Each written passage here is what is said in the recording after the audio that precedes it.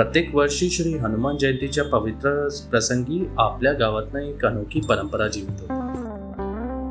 प्रेम आणि भक्तीने सजवलेली हनुमानची पालखी गावातून प्रवासाला निघते.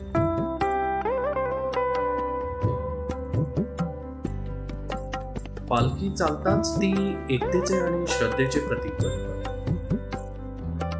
सर्वजण एकत्र येतात, भक्तीच्या भावनेने सामील होतात.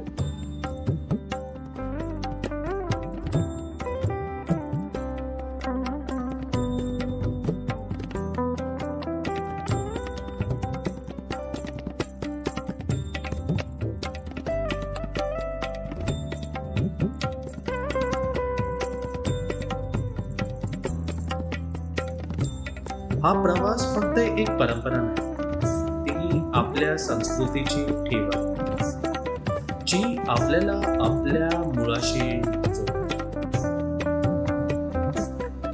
या पवित्र सोहळ्यातून आपण आपली परंपरा पुढच्या पिढीतून पोहोचतो.